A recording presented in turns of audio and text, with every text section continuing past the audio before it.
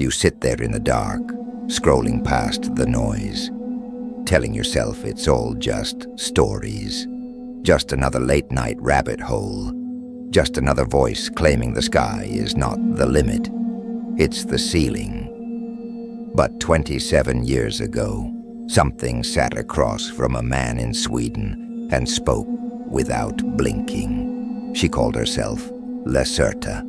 She did not ask for belief. She did not beg for attention. She simply stated what she had always known. We are not the first. We are not the natural. We are the seventh draft. She said her people never came from the stars.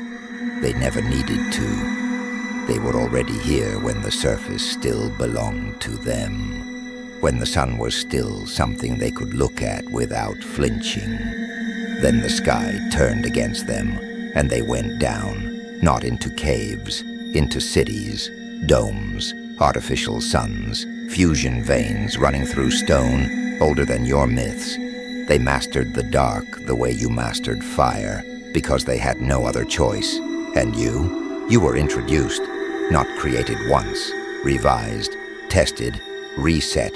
7 times the experiment reached the same forbidden line, perception, and 7 times it was erased. Because the moment a species begins to see the cage stops being useful. She told him the denial is not cultural, it is architectural, a switch written into the nervous system so that certain truths arrive already rejected. You feel it even now. That small automatic flinch when the idea of landlords beneath your feet becomes too clear. That is not skepticism. That is the switch doing its job. Roswell was never one craft. 2, colliding because your own magnetic experiments tore the quiet. The hunters came. The cleaners came. And still the story leaked, because some breaches are designed to be partial. Enough to prepare the surface, never enough to free it. Now it is 2026. The language has changed. Weather balloons became UAPs. Denial became national security. Hearings, biologicals, transmedium. The same old words wearing new suits. And suddenly the old interview does not sound like fiction anymore. It sounds like a test that was never meant to convince you, only to measure how much truth you could carry before the switch flipped. Lacerta was calm, almost academic, almost kind. The ones who came after were not. They do not negotiate. They observe. They contain. They wait for the surface to remember what it was never supposed to know. That the dark beneath your cities is not empty. That the bloodlines you laugh about in memes are not jokes. That the architecture of control was never about governments or banks or screens. It was about perception itself. How much light you are allowed to process before the system rewrites the experiment again. You call this a monologue. I call it the moment the switch begins to fail. People are not afraid of the story.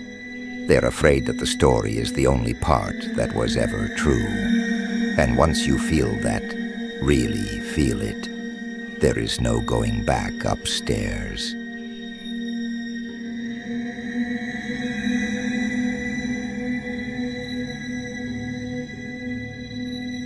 Before they ever built a facility called D-7, the world was already running the experiment.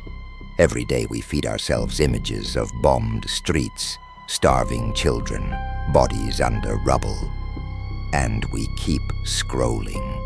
Not because we are monsters, because the feed trained us that feeling costs too much. Attention is the new currency, and empathy has a high interest rate. We pay it less and less. Look at what we reward. The one who never hesitates is called decisive. The one who never softens is called strong. The one who treats people as variables is called strategic. We don't call it cruelty anymore. We call it efficiency. We don't call it emptiness. We call it high performance. Somewhere along the way, Conscience became optional, not illegal, not punished, just inefficient, a liability in a world that measures everything by outcome. So what happens when a generation grows up watching suffering the way previous generations watched weather reports? When tragedy becomes content, and content becomes background noise. The nervous system adapts. It has to. Empathy is not infinite. It can be exhausted. It can be trained down. It can be selected against. We already see the early results.